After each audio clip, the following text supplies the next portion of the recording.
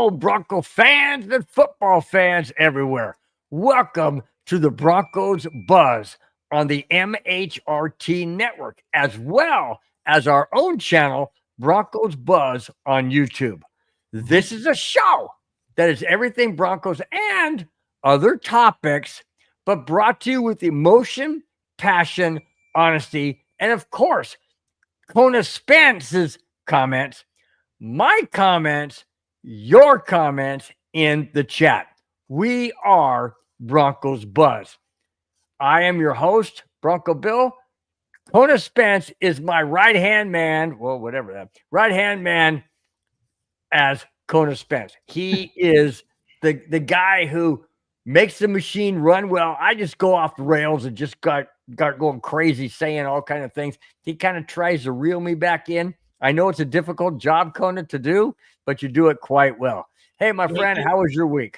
I'm ready. I'm ready for my KONAs. Yes, my girlfriend. Yes, I miss you. Oh. Your girlfriend? Does your wife know? Oh, your wife's not even home. It doesn't matter. She's not home right now, but she'll probably be watching this later and screaming and yelling at me.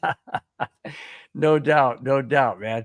Hey, we've had our granddaughter here for the better part of a week. Love having her. The next door neighbors were gone for a week of vacation, so I was taking care of their cats and feeding their cats, and they have a pool. So my granddaughter spent a total of 8 hours in the pool, not on one time, but over the course of several days. But yeah, she's my granddaughter's a fish. She just loves being in the pool and swimming. Me, not so much. Not at age 60. Oh no! Wait a minute. Monday is my birthday. I'll be 67 years old on Monday. Thank you very much. Since we're not doing the show Monday, I just thought I'd plug that in. Well, happy birthday, and hopefully I can give you and the audience a few winning picks at Del Mar races, which are going on right now. Anybody who's seen my channel and looked back in the history knows my passion is with horse racing, and Del Mar Racetrack, which is closer to Bill's area than is my area, is starting their summer meet right now. So if anybody's watching or playing or thinking about playing, this 7th race here right now, I kind of like the favorite, but if you're looking for a long shot, go for the number 10, Big Coin. Is a first-time starter, has excellent works going from 3 furlongs to 4 furlongs. It's a 5 furlongs special maiden weight. He should be flying, but will he get there? I'm throwing a few dollars on Big Coin just to get there in time. Well, I got to throw this out real quick. My coworker, Christy, he has a link to the show. I'm not sure if he's watching, listening, whatever, but he is an avid horse race fan buff, big time horse race. Dude, I'm going to tell you right now. I think it was last Wednesday. He won $1,350 on I believe it was a $60 box or something, whatever he did. I don't know the whole thing about horse. Anyway, $1,300 followed by $350. Today, he sent me a picture of his winnings that he did today. $502. I'm like, dude, drinks are on you at the next outing for your work party. Oh my gosh, it's insane. I told him, I said, you got the green thumb, and I don't mean growing grass. Well, but it depends what kind of grass. But anyways, the money thing. Anyways, let's get to the chat real quick before we get into the show. David Yonkin starts it out. Bat leadoff says, I'm glad they all signed, talking about our main topic. All rookies are signed. And he said, do you guys think our weakest depth is at tight end? If Ingram goes down, then we are back to where we started. I think the perfect word that you put in there is if. Yeah. You're making a hypothetical. I'd say right now we're a lot more stable than we've been in the past few years, but you can use the if scenario for any position. What happens if Bo Nix gets injured? Bite your tongue, my friend. I know, but I'm using that analogy. I got to use that analogy. You're saying an if scenario. Right. So let's not think of the ifs, just think of the when we make the playoffs, when we take the next step. Exactly. When the 7th race goes off at Del Mar and my 10 horse didn't get a good break, but is in a great position. Dang, dude. So you're doing the show and betting? Come on, I've got kids. I've got a Latina wife. You have to multitask, dude. I know. Yeah, you got that right, man. Yeah. Oh, by the way, you also have to make your wife happy, because the saying is happy wife, low credit card bill. High credit card bill. They spend a lot. They spend a lot. Latinas, the angrier they get, the more they go out spending. Oh, that's true. That's true. You're right. My nephew, Bobby, Robert Marino says, good to see you, fellas. This NFL off season is way too long. I miss football. Absolutely. And you know what, Bobby? I'll tell you this right now. I missed baseball. That's why I got the Cubs hat on. They did something today I never thought they would do. Seriously. They beat the 10-game win streak, or ended, I should say. They ended the 10-game win streak of the Boston Red Sox 4-1 in Wrigley Field. The Cubs stay in first place. And I know you're not going to want to hear this, Bobby, but I'm going to say it anyways. I'm sorry, but my Cubs team comes first. I have to be a Dodger fan for the next 3 games. They play the Milwaukee Brewers, who are right on the Cubs' heels. So that's all I'm going to say. That's it. I'm not a Dodger fan. Can't stand the Dodgers. Can't stand Dave Roberts. But I need them to win this 3-game series. Anyways, I did not believe that the Cubs would beat the Brewers. I mean, not the Brewers, but the Red Sox. That was incredible. 4-1. Loved it. I'm going to skip the next couple. David Yonkin says, damn, you're old. What? I'm still the oldest guy on the MHRT network. That's an honor. That's an honor. I cherish that. You're not the oldest guy. You're the seasoned veteran. There you go. I'm the seasoned veteran. Love it. Love it. Bobby says, happy early birthday. You're younger than Pete Carroll. There you go. There you go. It's funny because I don't feel 66/67 on the verge of 67 in 3 days. I don't feel it, but sometimes my body feels it. My wife goes, you're limping, you're hipping. I'm not going to go in that direction. But anyways, yeah, there is a lot of truth to when you get older, you feel a lot more aches and pains. Why? Because when we're in our 20s, we do crazy, stupid things, right? Right, Spence? Oh, yeah. Crazy, stupid things, and it comes back to bite us, but whatever. Amen to that. It's all good. Jack Kenna, there we go. Is Jack. up? How you doing? Jack says, Bill and Spence, cheers, my friend, cheering with my Sierra Nevadas, plural. Happy birthday, Bill. Thank you very much. Really do appreciate it. Really do appreciate it. You guys are so supportive. You really are so supportive. And I don't, I've said it many times. I don't take any one of you guys being in the chat, saying what you say for granted. I really don't. I look forward to it, but I don't take it for granted. ASAP, Hood Goat says, no. Okay. All right. We're out of there. We're being spammed. Oh, we're getting, okay. Whatever. I guess. I don't know. He talks about Jack Kenna in one of them. So, hey, man. Madungus, why you come up with what's up, buttholes?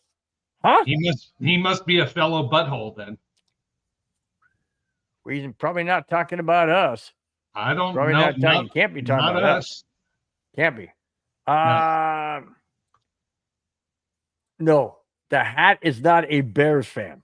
Bears C is more closed like that. Cubs are more wide. David, it's a Chargers hat. No. Here we go again. C. There it is. Oh my gosh. Okay, let's get into the very first topic. You want to bring it up? Go ahead. Yeah, I'm sorry. I am the great Cornholio. Are you threatening me? It's a piece from my dongus. No, it's a little before your time. It's a wonderful, great cartoon. Is it? Yeah, Before my time? Before your time, Beavis and Butthead. No, what do you mean before my time? Well, I've been around for Beavis and Butthead. I just don't. I never watched them because I never really. I don't like that stuff. I never liked it. Sorry. I just yeah, I know. I am the great Cornholio. Are you threatening me? Okie dokie. Well, we're going to go into the first topic before this turns into a cartoon show. Okay. Topic is all rookies have signed. Yes. 2 main ones were very close to holding out. Why? Because other teams had signed their first and second round players for guaranteed money. And people were thinking, uh-oh, what does that mean for the Broncos' first and second round players? Well, what it means is nothing, because the Broncos' first and second round players are signed. Here it is. The Denver Broncos and first round cornerback Jahdae Barron have come to terms on a 4-year contract per 9-year Mike Klis. The deal is worth $18 million. Doesn't say anything about guaranteed contract. Didn't say anything about signing bonus or anything. Do you have anything on that, Spence? Yeah, so as part of the collective bargaining agreement, the first and most of the time second round salaries are already established. Way back yonder, the first rounders would sit there and negotiate all year until they got the deal they wanted. They would miss training camp, they'd miss preseason, then they would come in. I can't remember the Oklahoma one of the last ones was the Oklahoma quarterback who went and played for the Rams. Oh, I can see him with the dark hair and everything. But what this did is it allowed these first round draft picks, knowing that this is your salary range. Okay. You're not going to get any more or any less. Now, why do these guys hold out? Is because the signing bonus is not necessarily inked in dark ink. It's a range. So, of course, these greedy agents trying to get more, trying to get extra perks, trying to get extra bonuses. And these first rounders are like, yeah, I want this. I want that. No, sign your agreement, sign your contract, get to training camp, get your butt in there, because these guys could not participate in training camp activities until they signed their contract. So the guys who signed their contract right away have gotten a head start. Yes, our 2 guys are finally in camp. Thank you, agents, for messing that up. Mm-hmm. So let's get these guys into camp, get them caught up. I think they're about 2-3 weeks behind. And you know what? Let's play football. Let's see what you guys got there on the field. And these are 2 prominent guys who might be fighting for starting positions.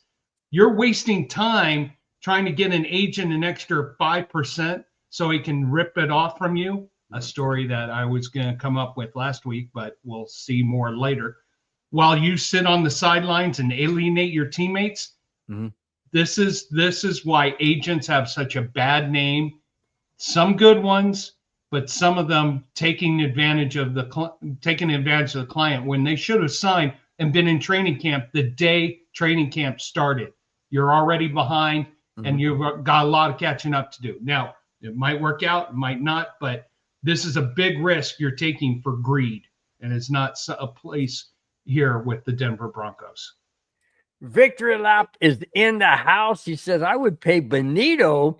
He's going to have another solid season. They got to pay. They got to pay him. Absolutely.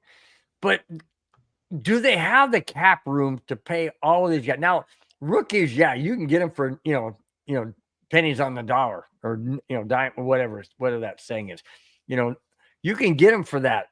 But when you get into guys like Benito, you get into guys like PS2, all of that, you're going to have to fork out some money. And I just wonder if the Broncos, I got some stuff, but that topics, as you well know, it's going to get into what the league feels that the Broncos are going to achieve this year. And if you're going to do that and continually to build towards the ultimate goal of the Super Bowl, you need to pay your players. Now, granted, this is the last year of that nightmare contract from that quarterback who stole $250 million. So well said.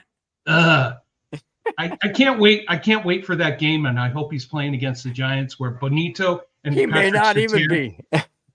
grab his legs and do a wish. I mean, but the Broncos in 2026 are going to have more salary cap room. Even in 27, they're going to have a lot more. I do financial planning as part of my business analysis job. It's 2028 and 2029 that the issues might arise should the Broncos continue having success. I mean, look at all the other teams who have had to make tough choices.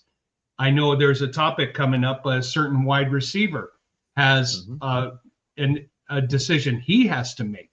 So it's all a numbers game. As well as the team. As well as the team. So yeah. I just got Mundungus, you just opened up a can of worms that does not exist. Says at ASAP. Don't know if you know this, but Bill is a classic Chargers fan. Wrong. Like most Chargers fans, though, I guess he won't admit it. I'm not admitting it because I'm not. If you look back here, does anything back there look like Charger stuff? The hat. I don't think so. Anyways, and then my nephew of all people comes up and says, I've seen Bronco Bill Justin Herbert Jr. in his closet. Bobby. Hey, you know what? You want me to ban you from the show? I'm just kidding. I would never do that. I got to go back a few comments, but I think you're in trouble for your upcoming neighborhood show here from Mundungus. I know. I saw that. I'm adding those Beavis and Butthead. I saw that. You know, the one that's going to be the best is when they're both going, Mundungus, I am not in a Chargers uniform. You superimposed my face, which you did a really good job of, I should say. Yeah. Although I don't like the fact that it was in a Chargers. It is really Justin Herbert. Do I even say something that is really, you know what? Just let it go. The more you talk about it, the more you I was going to say something. I'll say something to you off air, but in connect, never mind. All right. Okay, let's wait a minute. Hang on. I got to bring this up from ASAP Hood. I mean, Mundungus, great guy, but not the Raider mod to bring up Jack KONA. Jack KONA is a great moderator. He's a great Raider fan. Jack, cheers to you, my friend. Yeah, way to go, Jack. Absolutely. No doubt about it. Let's see. Anything else we want to bring up for the next time? The chat is blowing up, guys. You are doing great tonight, man. Bring it. Richie Rich says, evening all. Great to see Bill. God dang. The Charger fan again. You know, I may just have to.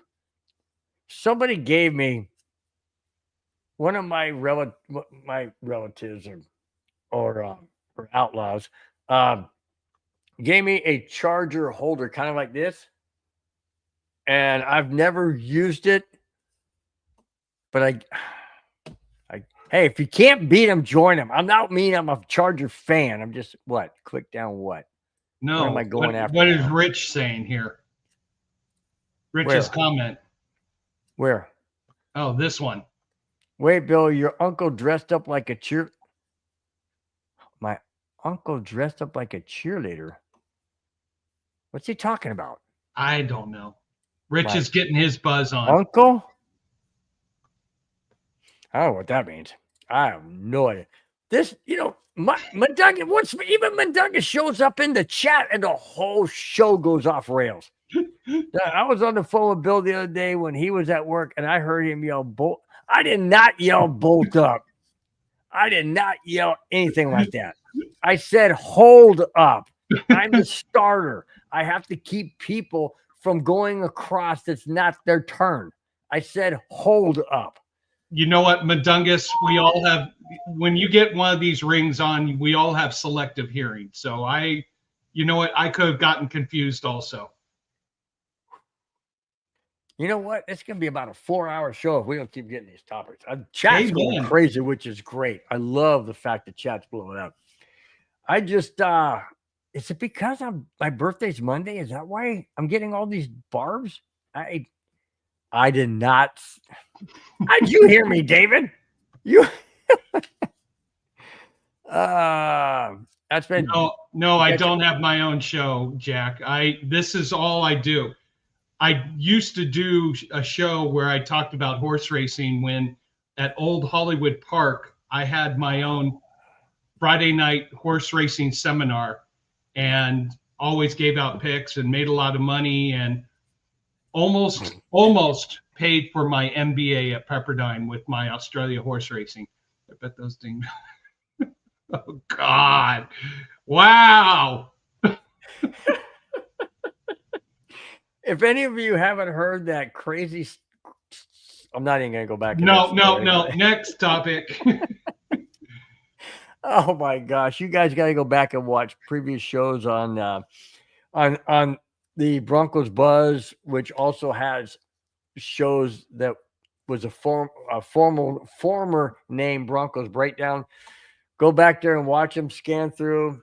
There was a couple of times where I mentioned that. I forgot which ones they are. I need to go back and find them myself so I can star them up and reference them at certain times. But anyways, that's a whole nother story. Okay. Underneath my name, it says Von Miller signed with what team? Von Miller, former Denver Bronco, former LA Rams, former Buffalo Bills, has signed with another team. Wait till you hear what this team is.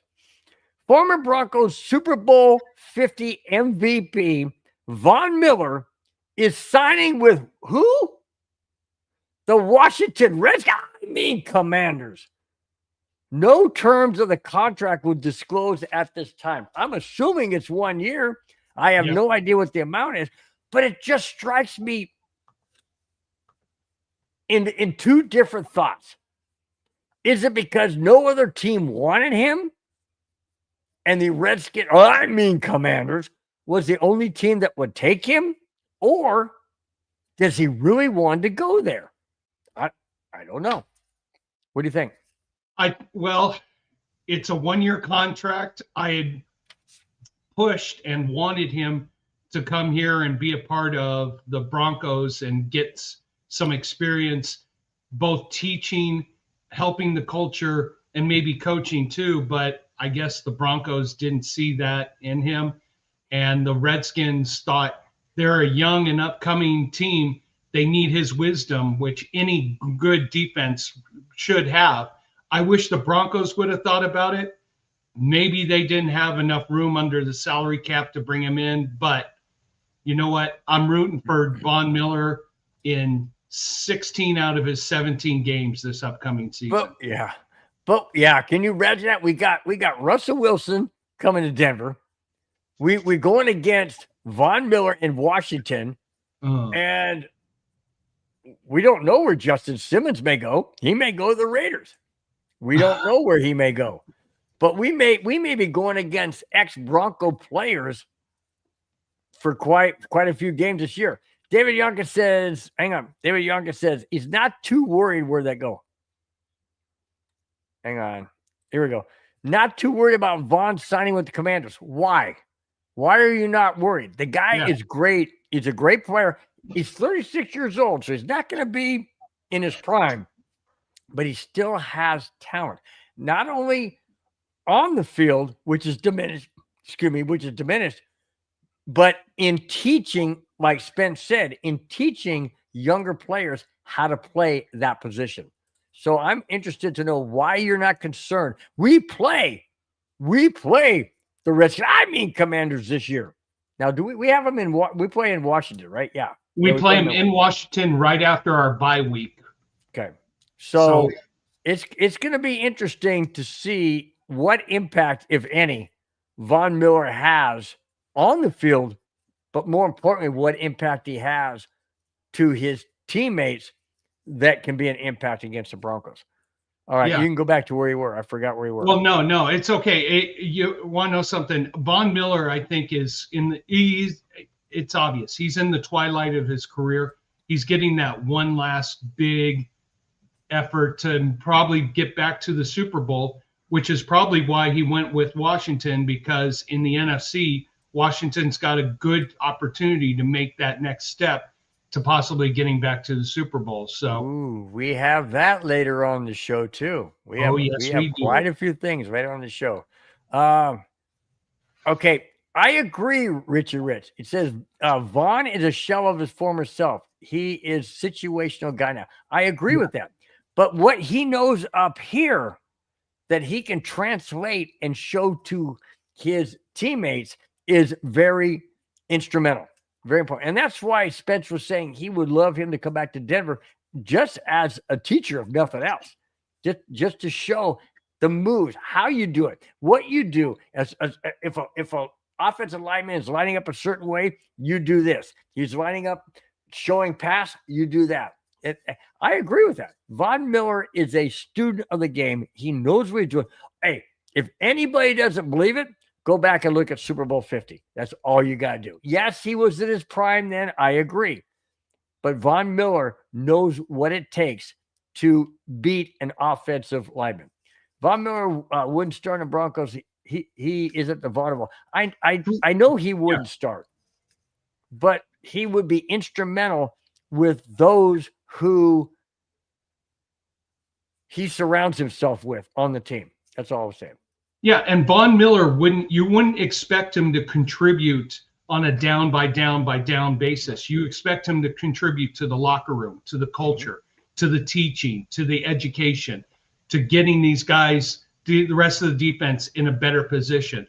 That's where I wanted Von Miller to come into situational downs where he can play, he can get, Von's rush, his pass rush camp. So our guys learn there too. He needs to come back for the 1 day signing to retire as a Bronco. I wish he would come as. I agree, Rich. Come back a full year and give wisdom to our defense. That's where I would say, and that's an investment in the team and not necessarily. Let's look at it this way.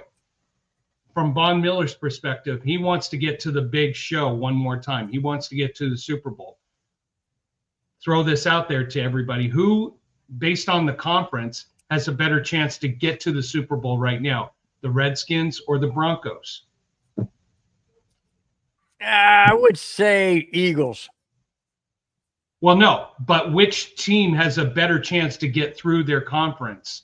Does the Commanders, I said Redskins, the Commanders have a better chance to get through the NFC, or does the Broncos have a better chance to get through the AFC? Yeah, I don't know. We'll get into that too. There's a lot of things out there that are very intriguing, but nobody knows until you actually play the games. All right, moving on to the third topic. This is important because a lot of people said this particular person should be charged and going to jail. John Elway will not face charges related to the death of his longtime friend and business partner, Jeff Sperbeck. Sheriff Trad Bianco told 9 News Denver, and I quote, "It's over!" Exclamation point. It's over. We've talked to everyone involved and we found nothing new. There was nothing criminal.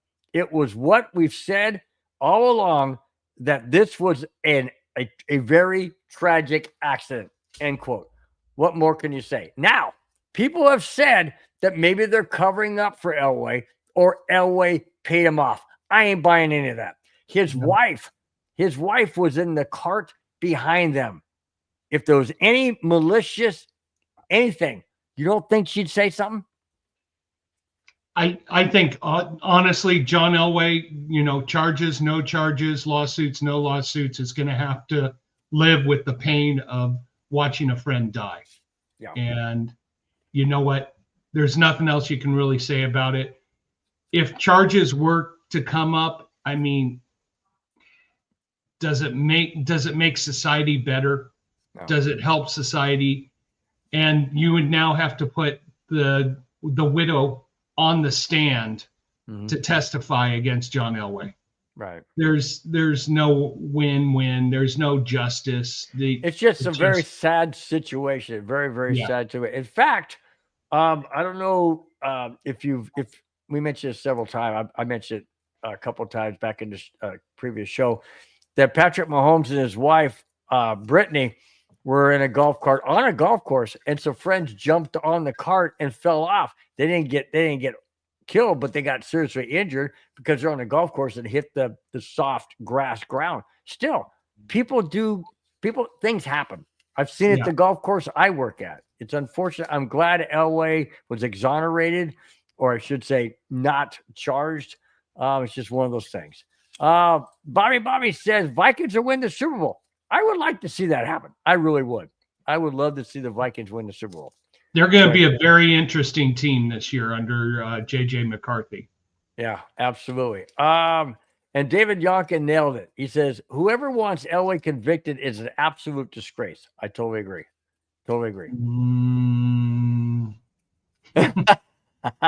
Maybe an AFC West team or two, or who knows? Yeah. Yep. Yep. Oh, Chewy! Thank you so much, Chewy. Absolutely. Thank you so much. Really do appreciate it. Chewy, thank you so much for your $2 super chat. It says, great show. Cheers, Kona. Thank you so much, Chewy. I'm sorry I haven't popped in one of your shows this week. It's been hectic around this house.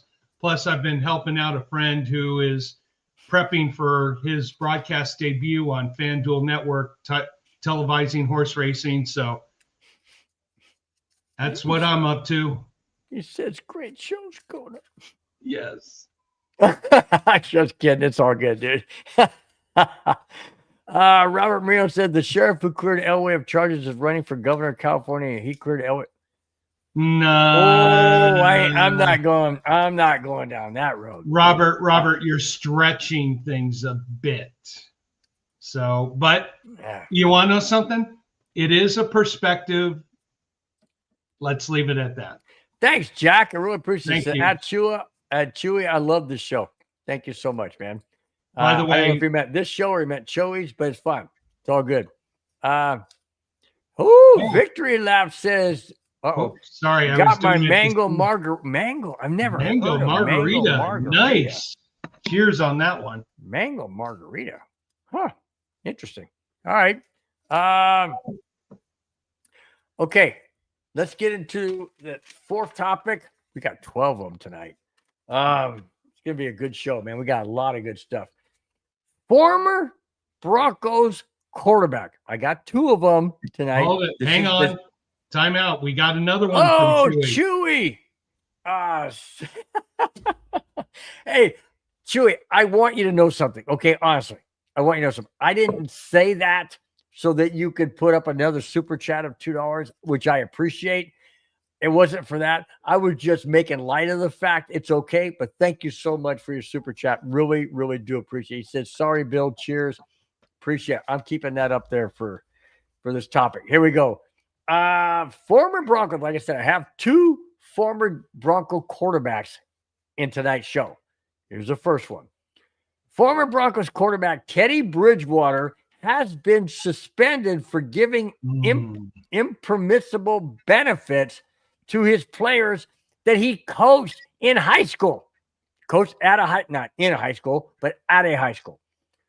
The benefits were paying out of pocket for field paint. I worked for a school district. I'll get into that after what I say.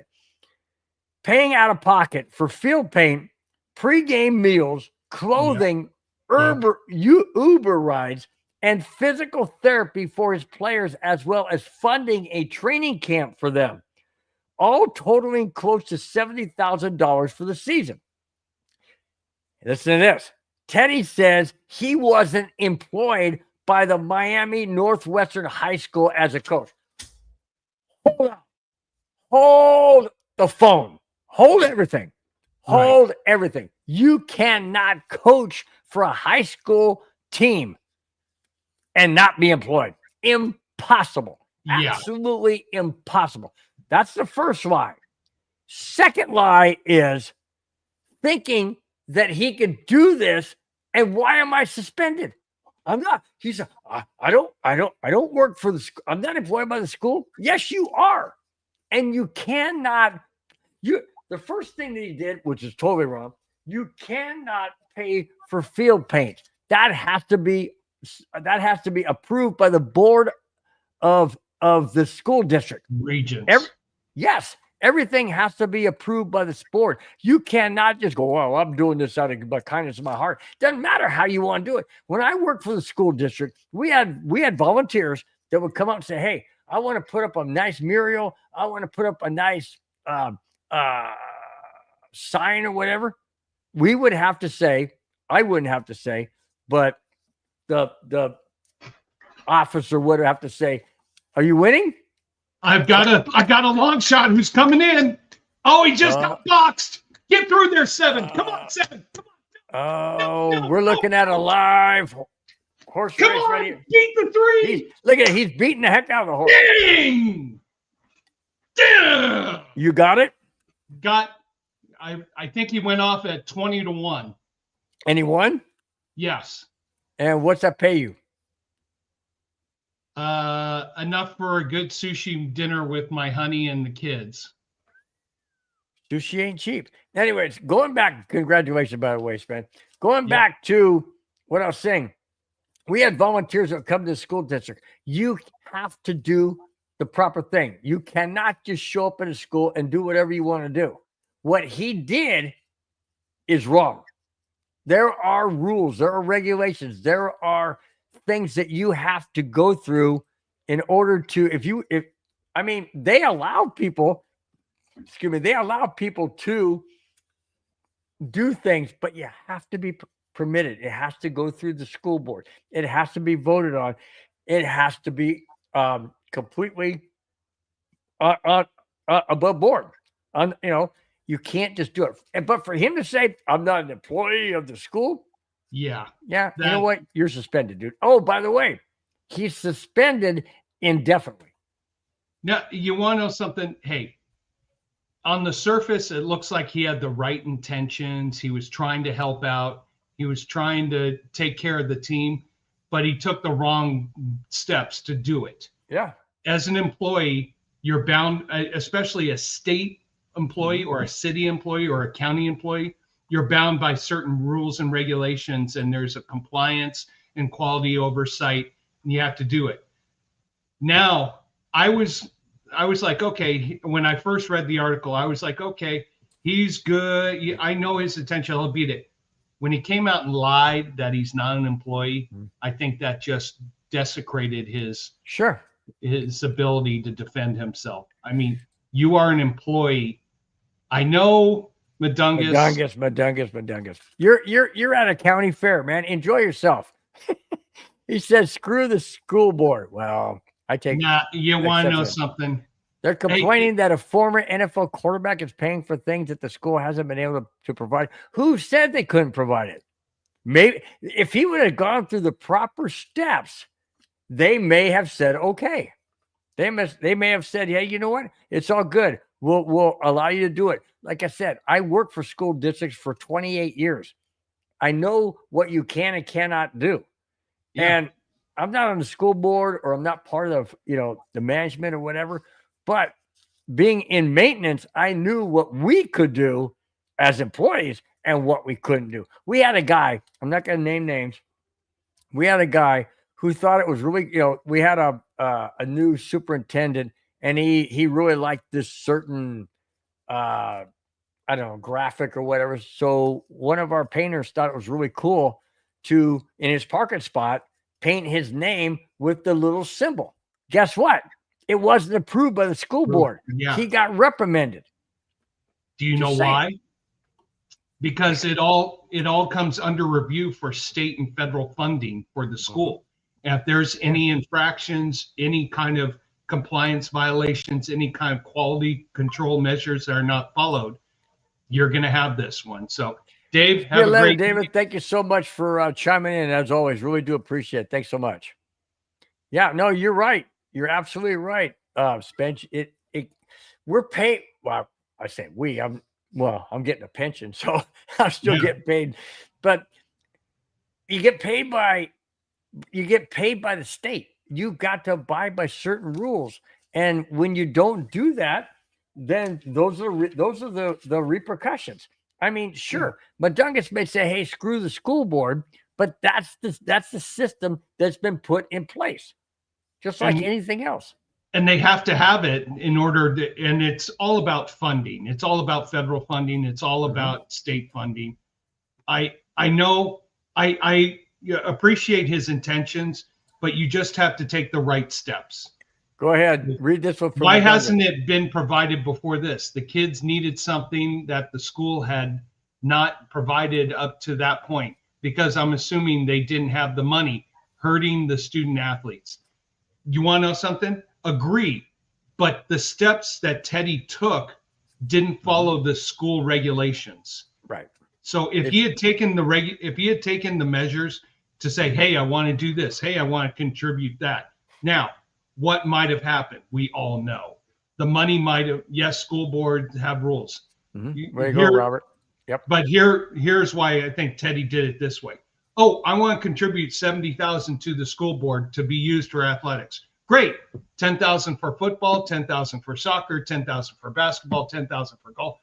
It would have been divvied up. Whereas Teddy Bridgewater just wanted it all to go for the football. I appreciate his intentions. I'm thankful for what he did, but the process he did to follow it. Ooh, good. Robert Marino brought up a great point. Was Teddy B a volunteer? Spence, if he's a volunteer, he still has to follow the same rules and regulations. Well, like I said, we had parents that would come and say, "Hey, I want to do this. I want to do that." They're volunteers, but you still have to go by the guidelines. Absolutely. I'll give you an example. I work as a volunteer tournament chairman for the Genesis Invitational that's at Riviera Country Club. And even though I'm not an official employee, I'm not paid by them, I still have to follow their rules, regulations, and compliance measures. So, yeah, if you're a volunteer, you still have to follow the rules and regulations, because they have to report their compliance and quality issues to the funding people. So, and what about this? If he is a volunteer, what if he gets injured? What if he does something and gets injured? Now he's not covered.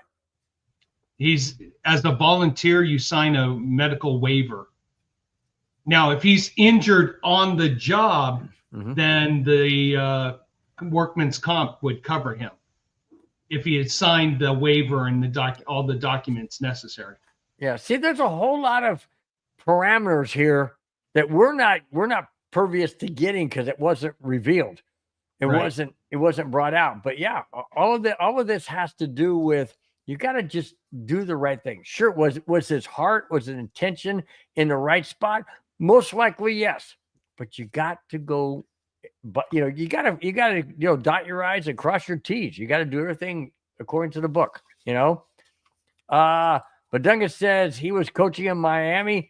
He would have been fined. Republicans like saving money. So, the one guy who said don't go political. Exactly. Thank you.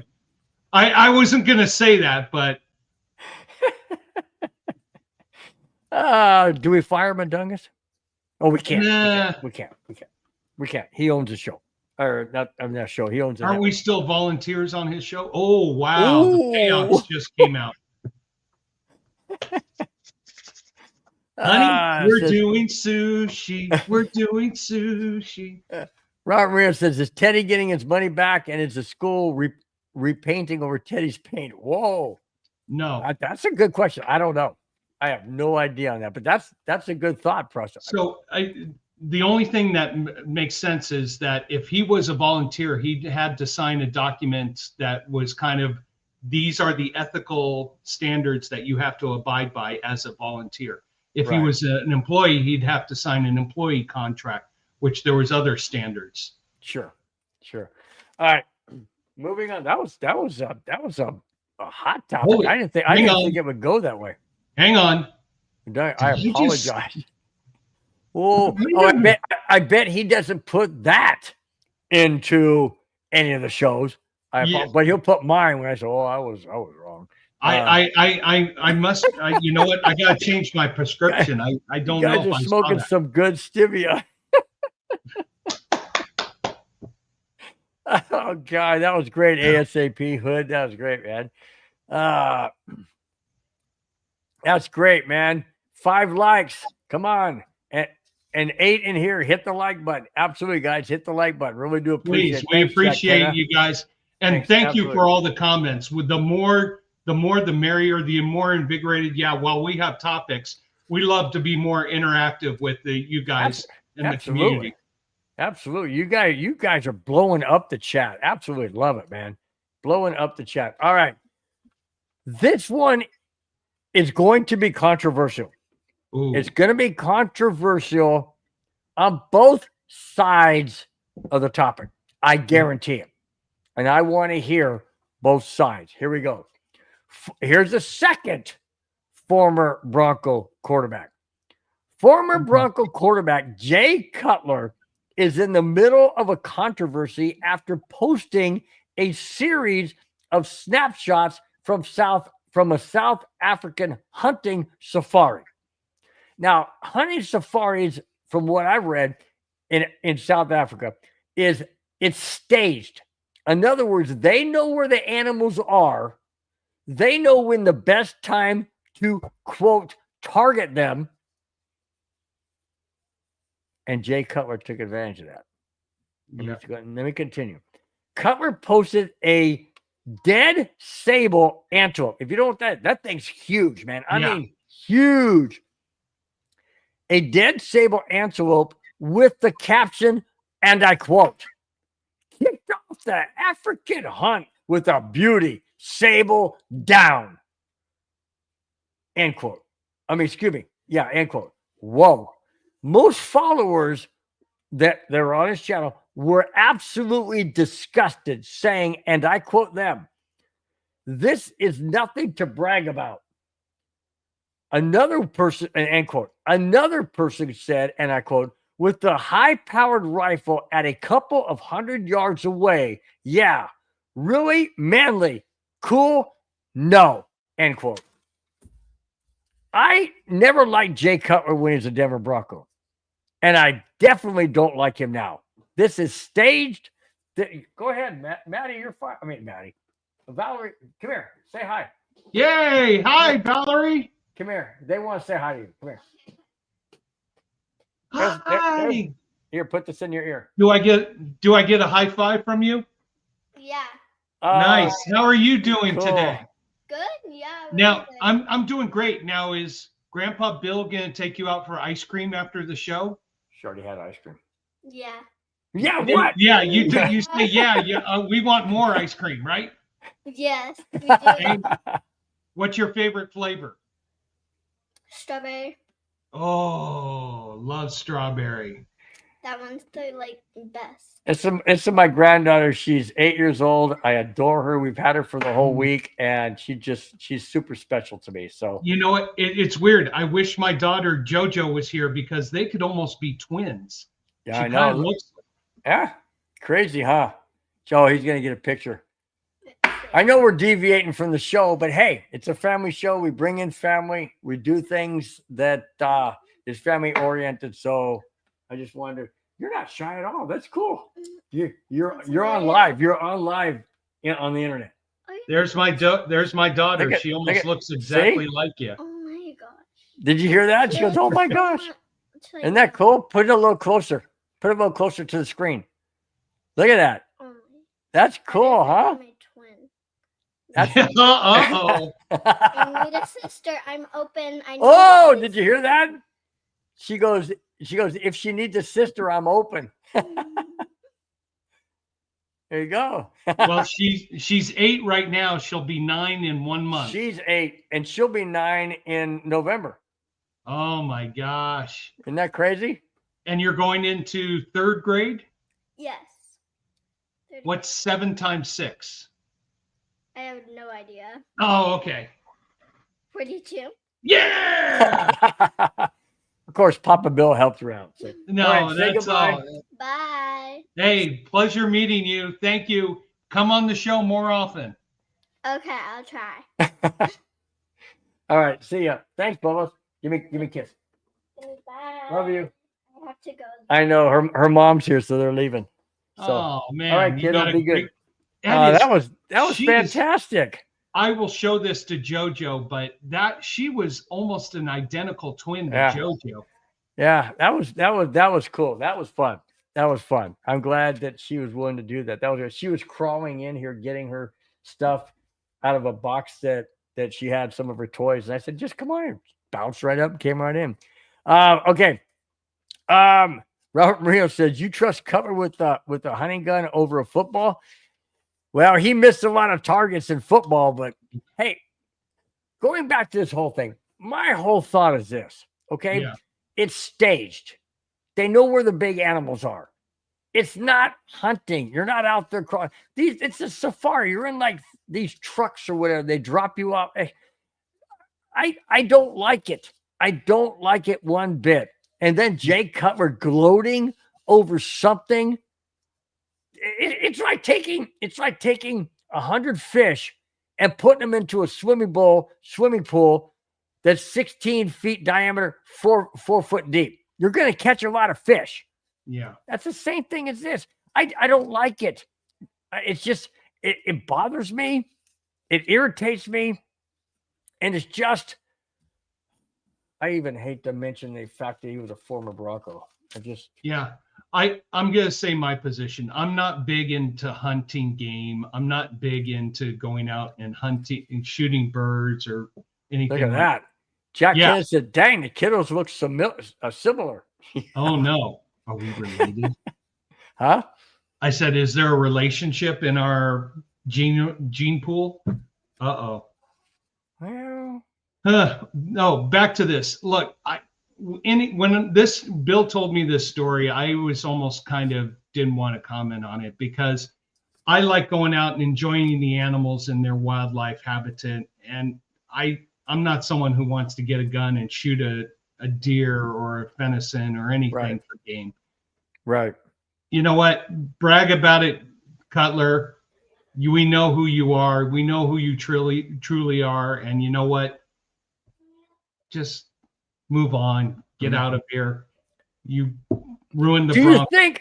Do you think maybe he did this and posted it because he wants attention? Sounds to me like he's an attention whore. Oh, of course. Of course. He failed as a quarterback and he's not getting the attention and he's probably trying to get a job doing something in the football game, trying to get attention, but it backfired. Robert Murillo said, too bad Jay Cutler's NFL career wasn't staged. Yeah. Mm-hmm. Oh, guy. That would be, I can just see it now. A receiver going down and out, and the defender goes down and in. You know, oh, yeah, that's staged. Yeah, that was good. Victor Lapp says, Cutler is a bum. I totally agree. Yes, he is. Totally agree. Let's see. Okay. Moving on. We are going to this week's Jackass of the Week. You suck, you jackass. Can we ever? The younger they are, the dumber they get. I was just gonna say, can we ever get past 21, 22, 23, 24, 25-year-olds? Quit being children. Quit being stupid. Use your God-given head. These guys draft you for a reason, and you screw it up before you even hit the football field. Amen. Browns rookie Quinshon Judkins was arrested last Saturday night in Florida on domestic violence. The 21-year-old is charged with touch or strike battery domestic violence. What does that mean? Let me continue. The report states Judkins punched a woman in the arm. Oh yeah, that happened. But not the first strike. First strike in the face. Yep. With a closed fist. and later hitting her in the arm and thigh this past July 7th.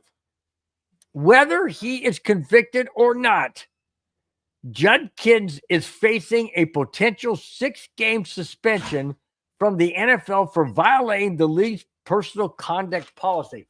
Amen! Exclamation point. He should be absolutely suspended right away. Is this the Browns culture? You got Deshaun Watson. Now you got this guy. You got others that have had issues. Ooh, if I was drafted by the Cleveland Browns, I'd be telling my agent or somebody, get me out of here. Trade me. Because something bad's going to happen. I just don't. There wasn't too much description as to what led up to it. That's beside the point. No human being, let alone a female, should ever be assaulted. No human being ever was born into this world without a female, meaning mom.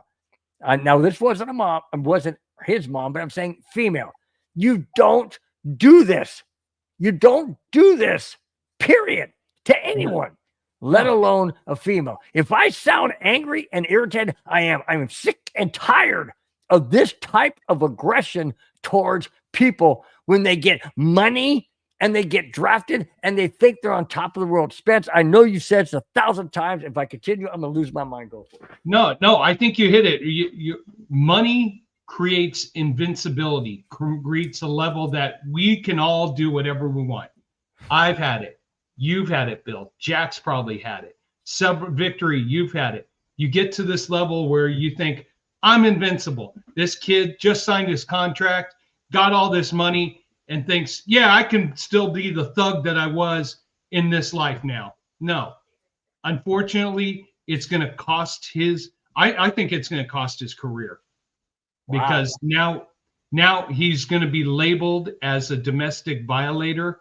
He's going to have to go to team. So let me throw it to you this way. And you're the Chargers. You're looking for a quality player. Here comes this guy on the waivers. Do you take him? No, you don't want to assume that risk. So this guy is going to be labeled from now on forever and ever. Oh man, did ASAP Hood just nail it? Go ahead and read it, Spence.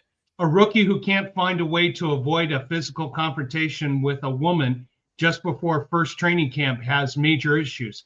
Hope like heck he's innocent, but it doesn't look good. He punched her in the face. That ain't innocent. Multiple reports, including a police report. And so it is not looking good in any way, shape, or form. And so now the Browns have got to make a decision. If they keep him, then they're going to go through another Deshaun Watson situation where they're going to be vilified for keeping on a domestic abuser. If they release him, which team's going to pick him up? Do you want to assume that risk? ASAP Hood just followed up by saying, what happened to innocent until proven guilty?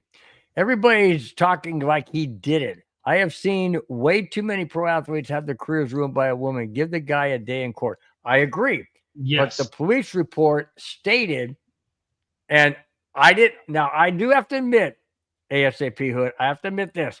There was no report that I saw that the police said they saw bruises or anything or blood or anything of that nature. So I know that I agree with that part of it with you. But if again, okay, I kind of see where he's coming from.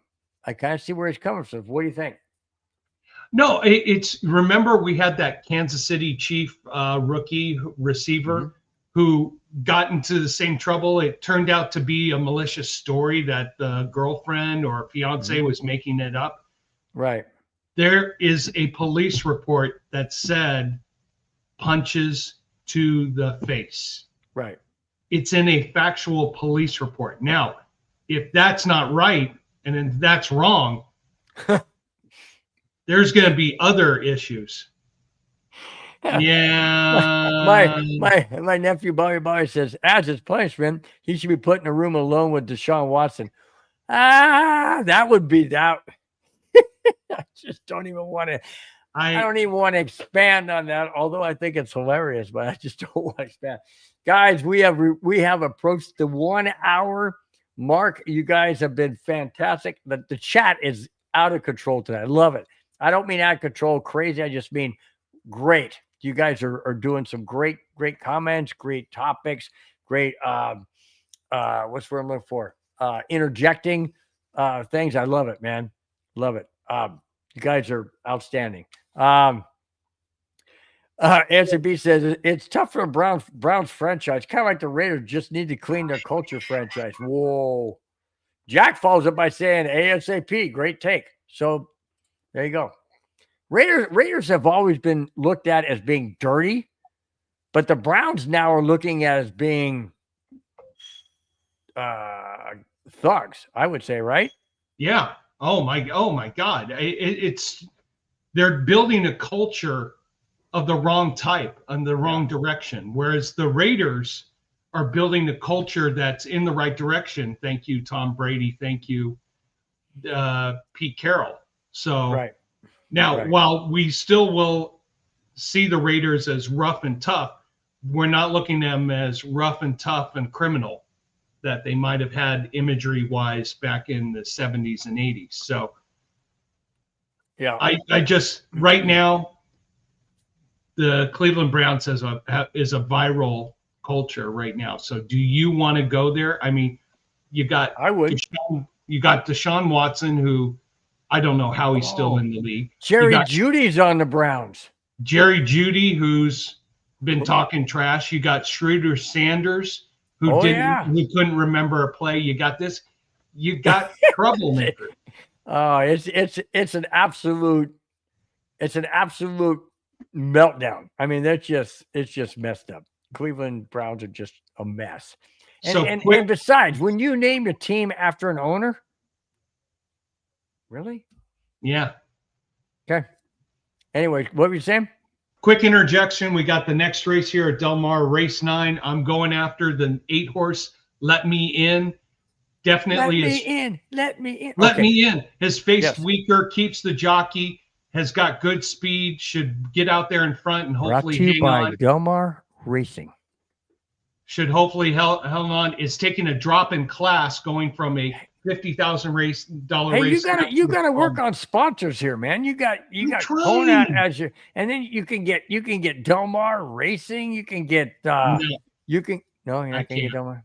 You can't. No. I know the people who run Del Mar, and okay, we're gonna back out of the Jackass of the Week. I wish we had the video for the next topic, but Madungus is at a county fair in Nebraska, so he was, and he also said he forgot to do it.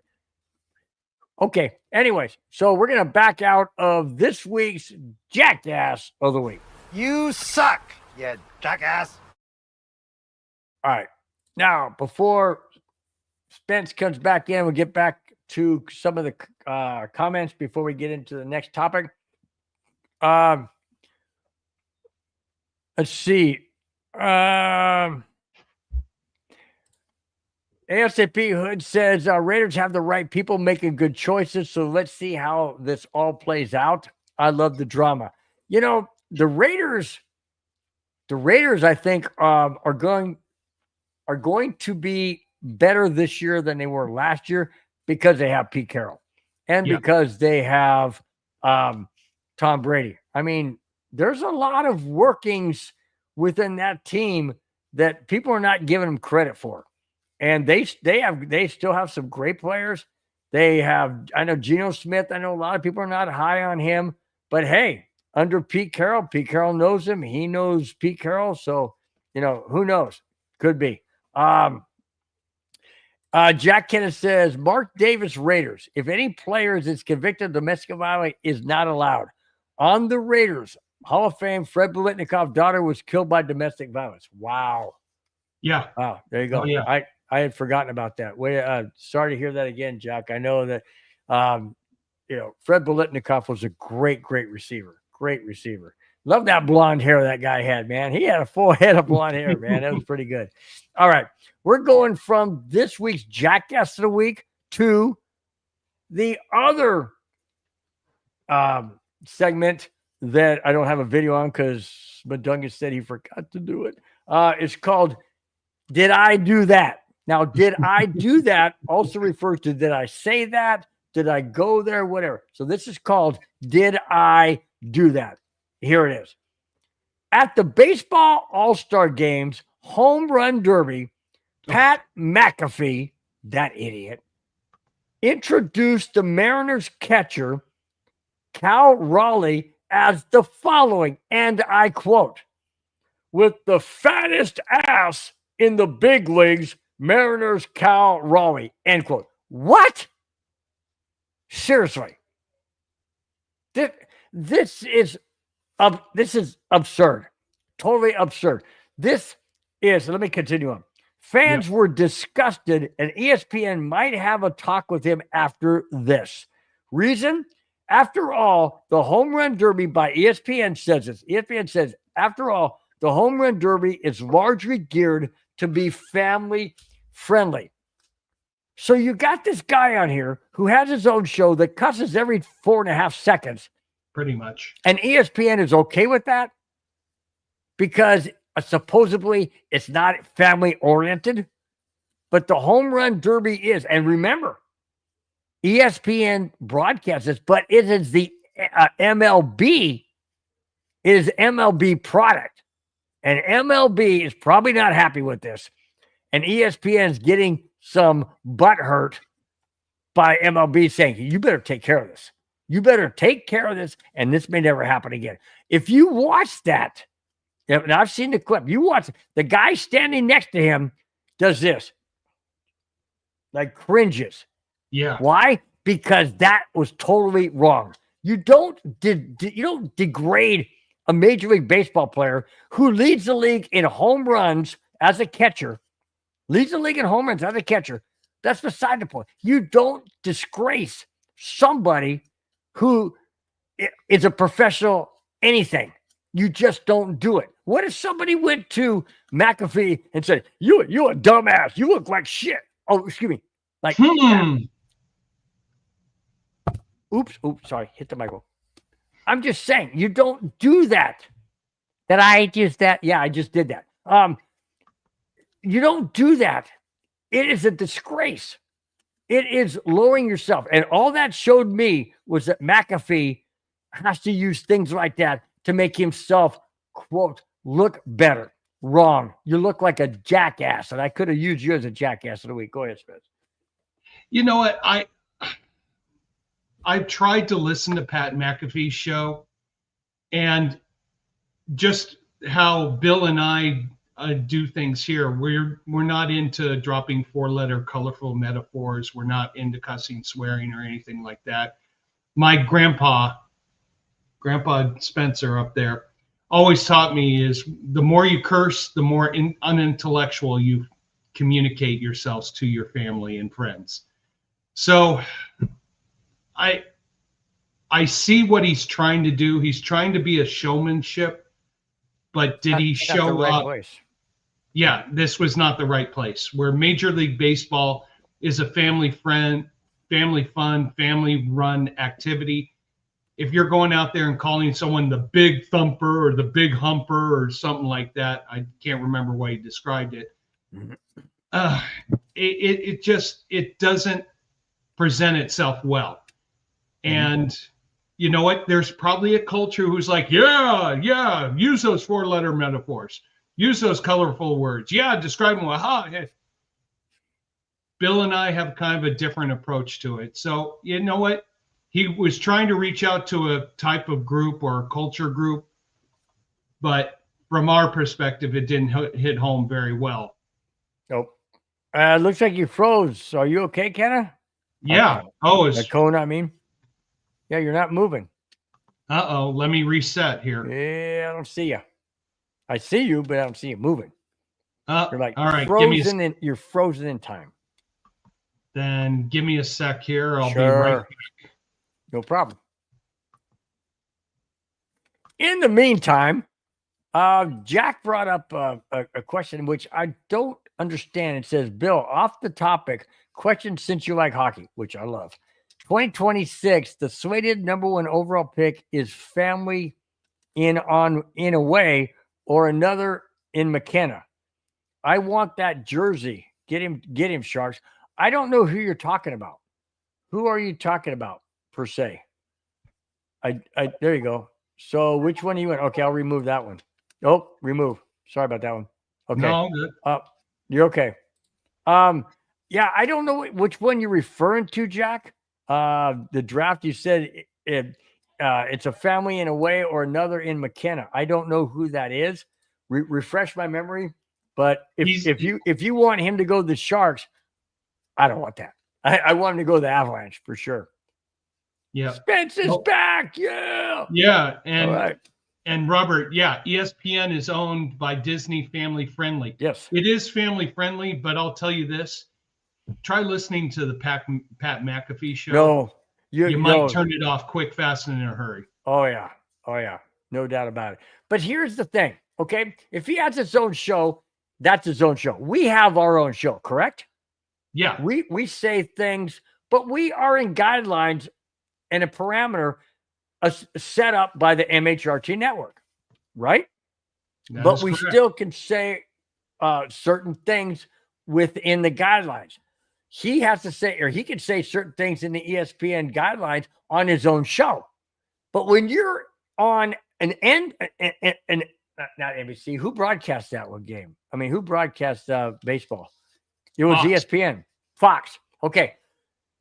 ESPN has McAfee. Fox is the network. It's like us having our own show, being on the MHRT network. We can say things on our own show if we're not associated with MHRT network. We can do what we want, right? Yeah. But on the network, we have certain parameters and guidelines we adhere to. Why? Because that's what we agreed to. And we have no problem with that. That's why this is an issue.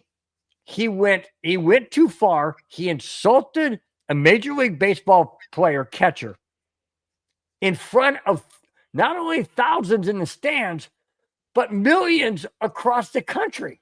It is wrong. And I'm gonna go out here and say it right now, straightforward. This guy needs to be silenced. He needs to be off. He can have his own show. That's fine. I won't watch it. I never have. I never will. He does not need to be in anything else associated with anything else like this. He's a disgrace, and I hope he never comes back.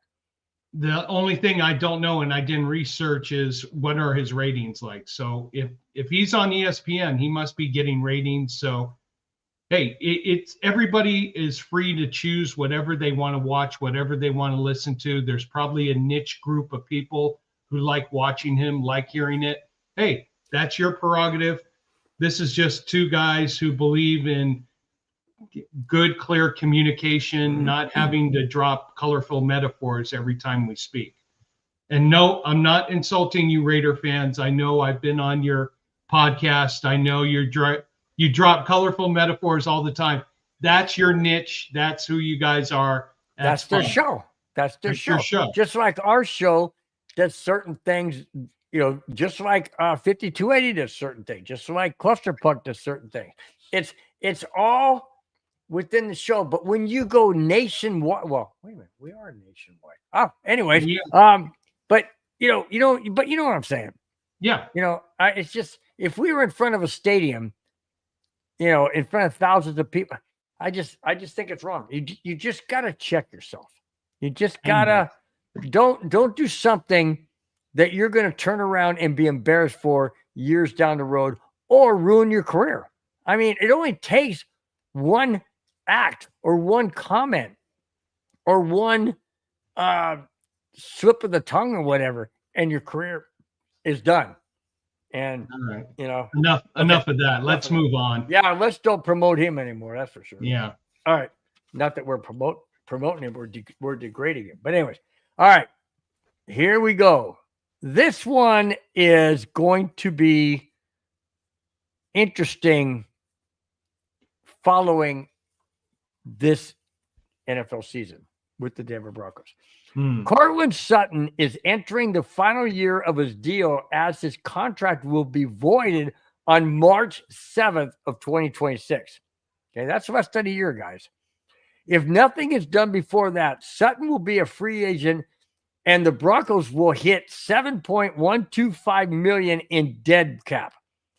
There hasn't been much word on his extension or any extension for that matter when it comes to the Denver Broncos. What do you make of that? It's risk reward here. Cortland Sutton wants to get more money, wants to get bigger money. He wants to be the man. He is the man on a team right now. And essentially he's gambling his future. He could get a nice solid 4-year, 3-year contract with the Broncos right now. Put him in a great position to finish out his career and go from there. But I think Sutton wants to go hit the jackpot, and he's going to play his you-know-what off this year, try to get as many receptions as he can, and then go test the free agent market. What's he going to play off? Oh, his butt. Yes. Can we say that? We can say booty. Oh, because the other guy that we had earlier just said ass. Anyways, Bobby says, wait a minute. Bobby said, buy Sutton. Wide receivers are a dime a dozen. But yes, Cortland Sutton is a 50-50 baller, and that's what I love about him. Yeah, and here's the thing. Sutton has developed a good chemistry with Nix. Wow. What are you guys hating on Sutton for? Bobby says goodbye. Victory Lap says Sutton is still not a true wide receiver one. I didn't say he was, but I'm just saying we don't have a true wide receiver one. Why would you want to get rid of Sutton when he's a 50-50 baller and play his boop off last year? I don't think we want a true number one who has to have the ball thrown to him every time. True. That doesn't create success in Sean Payton's offense. True. Yes, Cortland Sutton is the number one receiver, but there's a core of receivers who are developing and who are going to be interchangeable here, and that's what's going to make this team successful. If you have a number one who wants that ball, yeah, you Raider fans know who I'm talking about, who you guys had, who wanted the ball every time. When it wasn't thrown to him, he sulked on the sidelines. Now he's playing with the Jets. We need a core of good receivers. If you have one guy and he's pushing everybody else to the side, how far is that going to get you in the playoffs?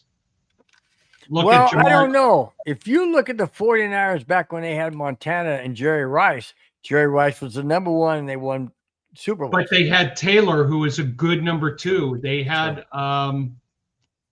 Jack Clark. I think Clark was still there. Was he still there? But Okay. they had a core. Yeah, Right. Jerry was the number one, but it was a team concept, and that's what you need. True. You don't want to have a number one like, I'm going to use this, Randy Moss, who's like, throw me the ball every time. That hit Bobby because Bobby's a Vikings fan. Randy Moss is a talented guy, but it's all about him. Yeah. It's not about the team. It's not about the Oh, team. how dynamic. about Stephon Diggs when he was on the Vikings? All about Stephon Diggs. It wasn't about the team. Yeah. Okay. Yeah. Although that was a magnificent catch against the Saints, man. Oh, yes. And Sean Payton, Minneapolis Miracle. That was great. I threw that out there for you, Bobby. I knew you'd appreciate that. Oh, there you go. Jack Kenneth said, just like Jacoby Myers is the Raiders' number one wide receiver, more of a good number two. There you go. You're developing a core of interchangeable receivers. One, two, all wide receivers are about themselves. Bobby says that. All prima donnas, yes. Not all wide receivers are about themselves. Once they get to that number one level, then they become all about themselves. Oh, new person in the chat. Jimin 819 says Sutton's a good enough wide receiver. You can't say he's not a number one. What do you expect? Okay. I think he's the number one on the depth chart right now, but he's interchangeable. Do you expect a Justin Jefferson or what? No. You're not going to get a Jefferson, Jim in 819. You're not going to get that. Justin Jefferson is insane. Guy's a great wide receiver. I would love to have him on the Broncos. No doubt about it. Okay, last 4 topics, guys. You've been absolutely incredible tonight. Really do appreciate it greatly. It's summertime. It's a Friday night before a weekend. You guys can be doing a host of other things, but you are here with us, and we absolutely do not take it for granted, but we do greatly appreciate it. Thank you so very, very much each and every week. All right. Defensive Player of the Year. Pat Surtain was voted NFL's top cornerback by Associated Press. Wow. Is this guy that good? Yeah, he's that good. Listen to this. Following Surtain in voting are no slouch guys. Number 2, Sauce Gardner of the Jets. Yep. Number 3, Derek Stingley of the Texans. Number 4, Trent McDuffie of the Chiefs. And number 5, Cooper DeShawn of the Eagles. Only the Jets did not make the playoffs. Out of all those guys, only the Jets did not make the playoffs. Broncos did, Texans did, Chiefs did, and Eagles did. Where in heaven's name do you place Pat Surtain in all time? And I know he's only been in the league for what, 4 years, 3 years?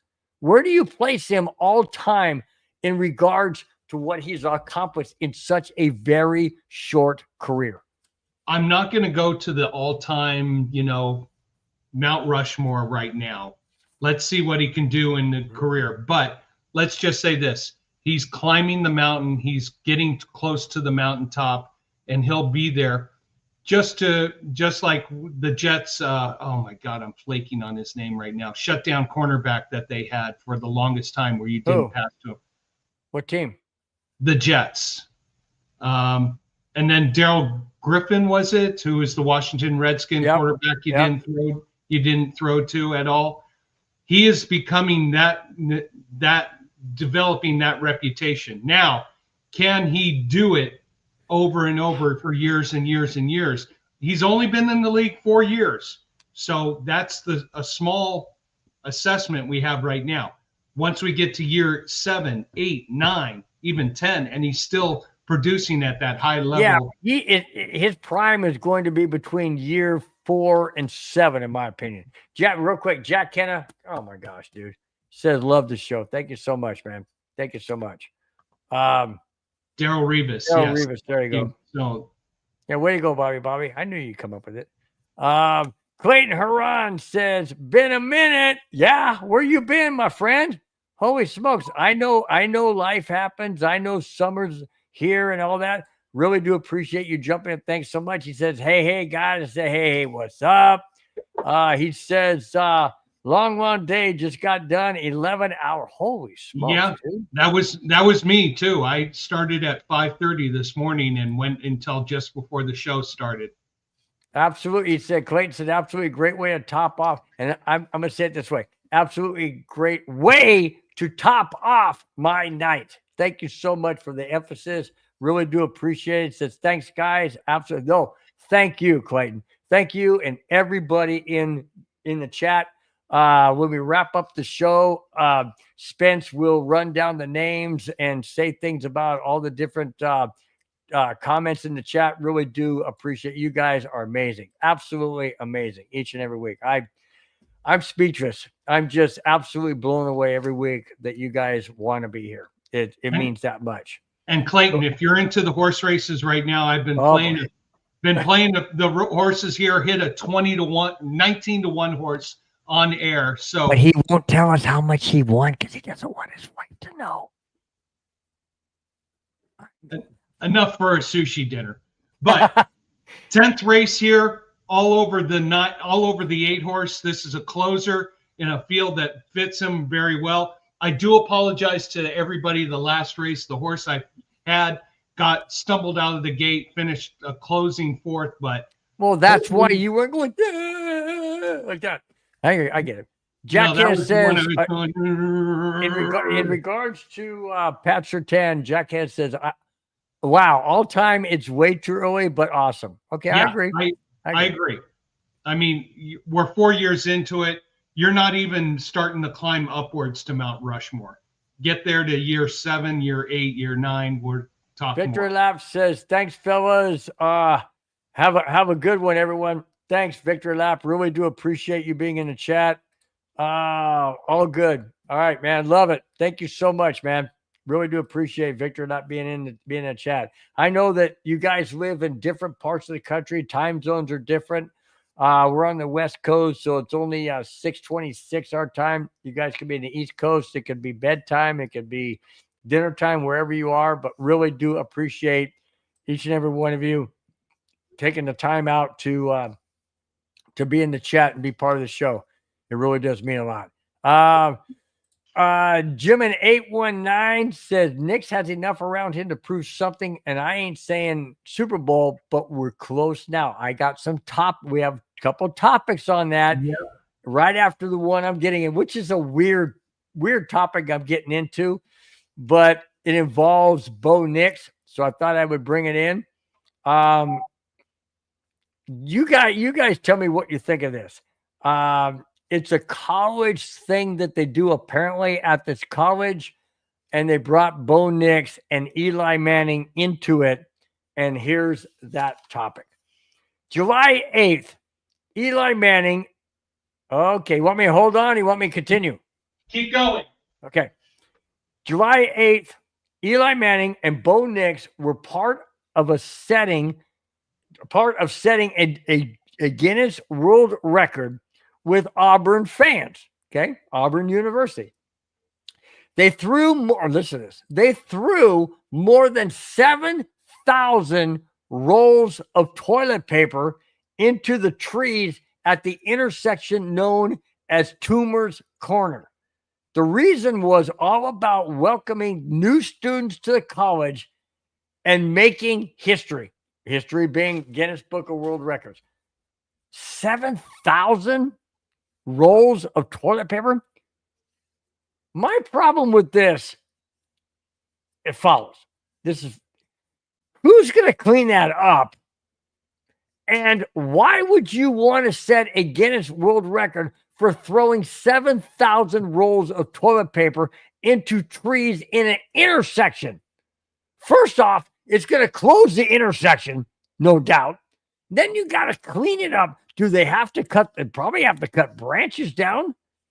They probably have to do some serious trimming of the tree.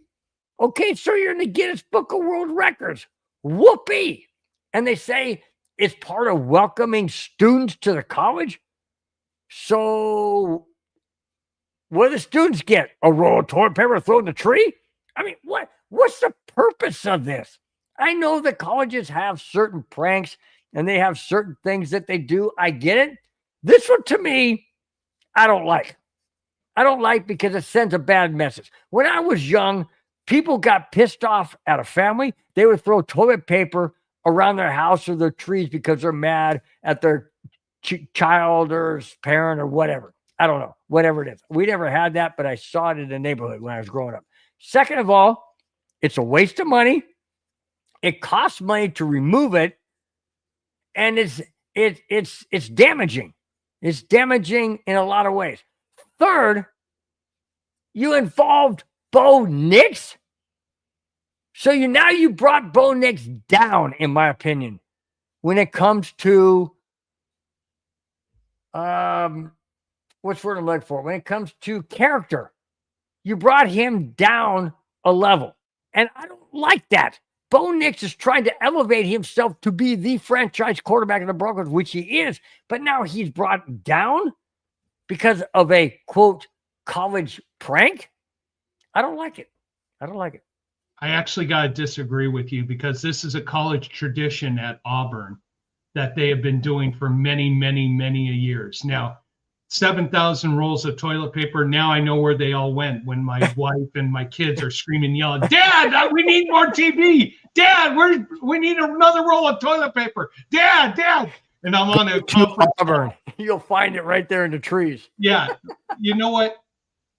This is a tradition that goes back so many hundreds of, I don't know about 100 years, but it's gone back for a long time. So I'm kind of okay with it because Bo Nix is embracing his heritage. His dad went to Auburn. Bo went to Auburn for 2 years.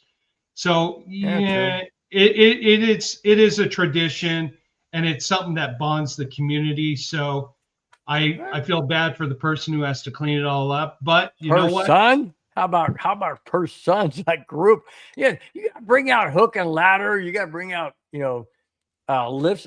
I don't know how tall those trees are, but maybe they're real short. And it's something that's been going on for many years. So it's a good tradition. Educated me. You educated me because I thought, come on, really? You're doing this, and okay, I see it in a different light. But when I first read it, I'm like, oh my gosh. All right, quick thing from Jack. So at Spence, my uncle used to be a professional horse veteran bookie, not me.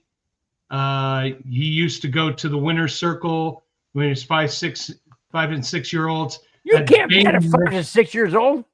At Bay Meadows in North. Yes, I used to play Bay Meadows every Friday night when they had the horse races there. You can bet at age 5 and 6. Yeah, I bet when I was.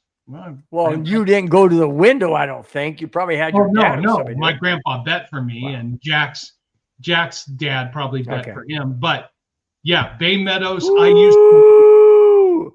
Bobby says Auburn is a crap school anyway. Well, if he spelled it right, I'd probably agree with him. But Auburn. Oh, there's the boss.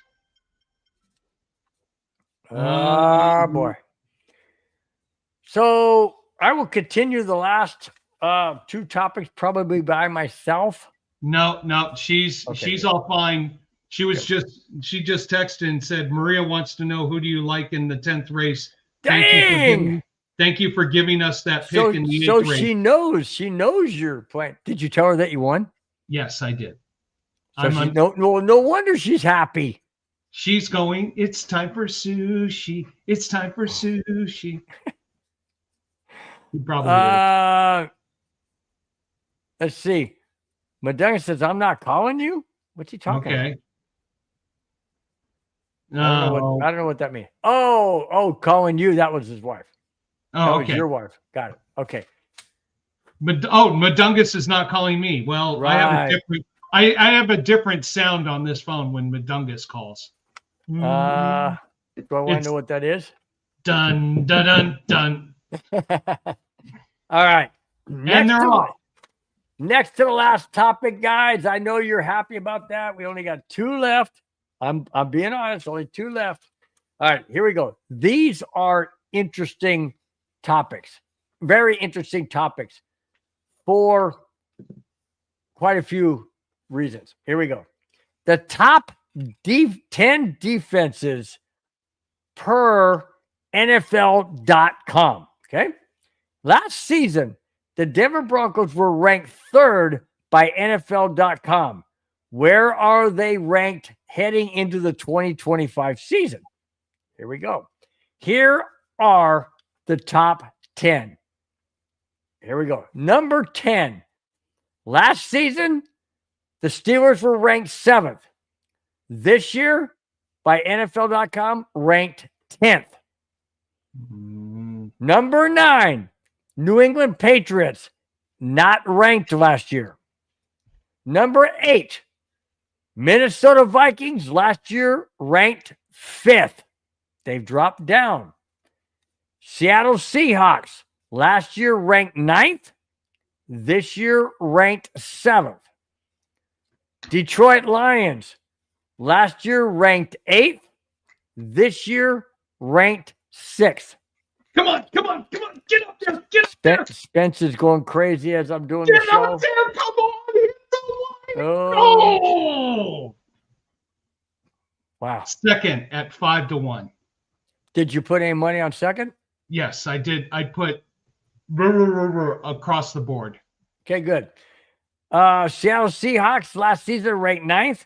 This year, according to NFL.com, ranked 7th.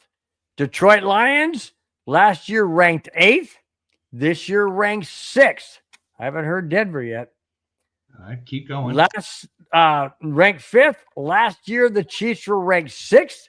They're ranked 5th by NFL.com. Houston Texans last year weren't ranked. This year, 4th. Last year, Baltimore Ravens weren't ranked. This year, 3rd. Is Denver even on the list? You only got 2 more.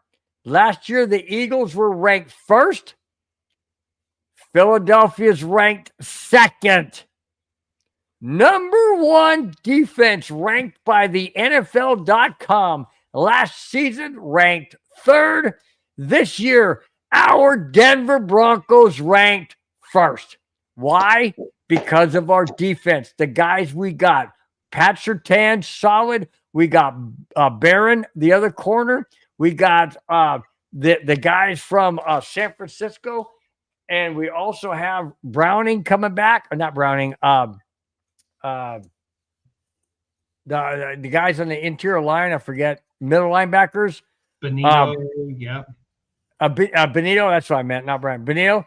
And they're saying that the Broncos, by virtue of their draft picks and by virtue of their free agent pickups, are ranked number 1 on defense. My question to you, Spence, and to everybody in the chat, does that propel the Broncos to be a mirror copy of the team that won Super Bowl 50, or are they significantly different? I think this is a stepping stone. I mean, yeah, you're a preseason ranked number 1. Honestly, forgive me for that, but it's kind of like whoop-de-doo. You know what? I want to be end of the season ranked number 1. I want to be mid-season ranked number 1. Vance Joseph, I hope, does not mess this up. Singleton, that's what I meant to say, Madonna. Singleton. Yeah, it's great preseason ranked by media. That's great with all the additions. That's great. Now go out there on the field and prove it. Hold the Raiders to 0 points. Shut them out. Go take care of the chefs. I mean the Chiefs. Except for in Christmas time when you're going to get set up by the referees again. You know, this is great. This is great preseason, but let's see what happens regular season. Ooh, Jack Kenneth says Denver number 2, Eagles number 1. Ooh, going back to the phone call, Madunga said you said it was the boss. Yeah, this boss.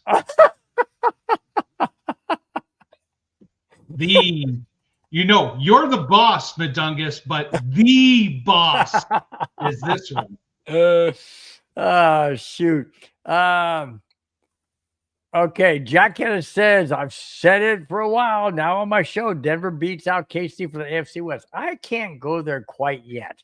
I love your optimism, Jack. I love the way you look at it. I know you're a Raider fan, and I appreciate that and respect that. But man, I just can't, because we haven't even been close. I mean, we were what, 3 games behind them last year? We were 10, they were 13, 12, 13. Yeah. I don't know. I can't see it. Bobby says Orange Crush is back. Do you call it the Orange Crush Part 2 or no? No, we got to come up with a creative new name. So there's got to be something out there. But hearing that list, Houston 4 and KC 5 on defense, no.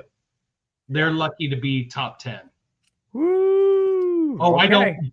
KC does not have a top 5 defense. Not at all. Okay. Now, the very last topic, you guys, I want you to chime in big time on this because it's on the heels of the top 10 defenses. This is the last topic of tonight's show. Top 12 teams. Sports Illustrated has listed as the top 12 teams to possibly win Super Bowl this year? All Is right. Denver in there?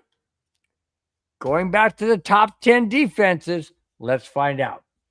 Here they are.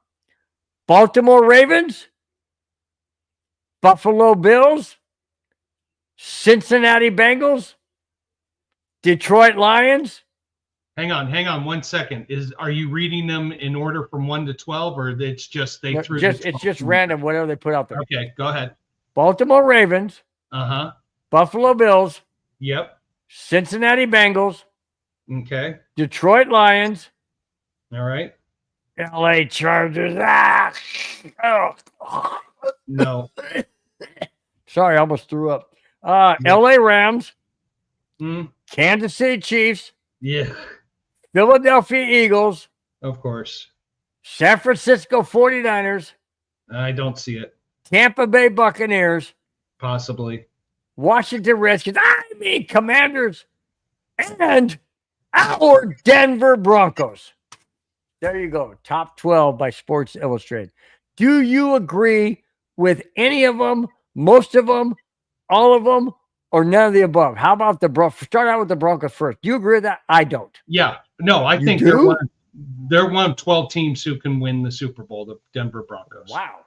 Well, no, here's what's interesting. Look at that list. You got San Francisco, who got raided, lost Right. a lot of people through free agency. Right. Their quarterbacks, Okay, let's eliminate. Them.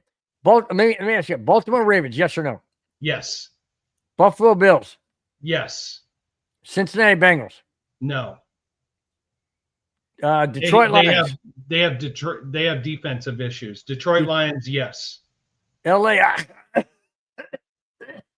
Chargers, I think they're in disarray right now. I would say no. LA Rams, I'd say yes. They came on strong the second half of the season, and they gave Philly a good game in that divisional wild card game. So I would say yes. Kansas City Chiefs with You the know what? fifth overall defense. You know what? They have to be because of media attention and And the referees. The referees. Philadelphia Eagles, well, they're coming off Absolutely. a Super Bowl championship. Yeah. 49ers, you already said no. Tampa No. Bay Buccaneers. They could qualify for the playoffs in the weak division, but I don't think they make it any further than that. And the Washington Redskins, Commanders led Von Miller. Yeah, they have to be. And the Denver Broncos. Absolutely. Now, what's interesting is there's one team on there that was part of your top 5 defenses, but not part of the 12 teams that you think could win the Super Bowl. And they're more recognized. Houston Texans? Yeah. They're more recognized for having an offense, Yeah. a good offense. Yeah. So if they're supposed to have a good offense and they have a great defense and they're not in this 12, what does that say? Let's say, yeah, absolutely. Okay, so what a great show! You guys in the chat were outstanding. You stayed with us throughout the entire show. ASAP Hood, thank you so much for being a first timer in here. Really do appreciate it. A lot of other people as well. Spence is going to run down those for sure, no doubt about it. Really do appreciate it. Before we get out of here, Spence, go ahead and run down the people in the chat if you would. And, ASAP Hood, thank you for being a first timer on the show. Some of your comments, they were out there, but hey, thank you for being a part of the show. David Yonkin, thank you for interacting with us. Really do appreciate it. Hopefully you had a good night. Victory Lap, thank you so much. Appreciate your comments. I can't say that name. Chewy, thank you so much for the donations. Really do appreciate it. Robert Moreno, thank you so much. Jack Kenna, if I had a beer, I'd still cheer you. And how many of those Sierra Nevadas have you gone through? I'm hoping you're at 3 or 4. So let's see where you're at. Let's see, Jack McDunn. Much love. Yes. Robert Moreno also already said. Oh, there's Christy. Christy popped in. Where? Right Show here. it. Show it. Had a 489 trifecta box in the 9th at Del Mar. I think. Hey, Christy, hang on real quick. I didn't mention this, Christy, but I'm gonna throw it out there. I think I might have said it earlier. Correct me, Spence, if I'm wrong, or if I already said I should say. On Wednesday, he won. What was it? $1,350 on the six, and then he won another 350. And then he sent me a thing today where he went and bet and he won $502. It's like, this guy's golden, man. Hey, Christy, I hit that 19-1 horse in the 8th race, and then just to finish that up, the 9th race, a 30-1 horse beat my horse. A 30-1. Oof. That's why I love. Where do you see? I don't see Christy on here at all. Oh, there he is. Yep. Oh wow, that was early on. That was really there was so much. There was so much interaction from everybody, but chat was so good tonight. Chat was so good. Definitely appreciate it, Jack. Vic, we said ASAP. Thank you for all the comments in there. Yep. Just don't forget the super chat. Yeah, clean it up just a tad, ASAP. That's all for our show. When you have your broadcast, you go there. This is just how we are here. That's all I'm just saying there. Jack Kenna, Jack Robert Vic, Jack Robert Vic, Jack Robert Vic. Jimin 819. Thank you so much for dropping in. Appreciate your comments about the wide receiver. I think. Oh no, Clayton. I know you were running a little behind, but thank you for dropping in. Appreciate your comments, and I believe that's it. Gotta give the shout out of the night to your granddaughter. It was so nice to have her come on the show and be a part of everything. She's definitely amazing. love it when your family involved with this. Her name is Valerie, and she's 8 years old. She's an absolute gem, a jewel. I adore her tremendously. And her brother, my grandson, Julian, who wasn't here, but I adore him as well. But thanks for pointing that out. Hang on. Jack, maybe 5, since spelled wrong got to be 5. I amen to that. You're ahead of us. Keep it going. And that is it for the chat. Thank you guys so much for being a part of the chat. We love hearing all so many comments tonight. Great enthusiasm, great communication.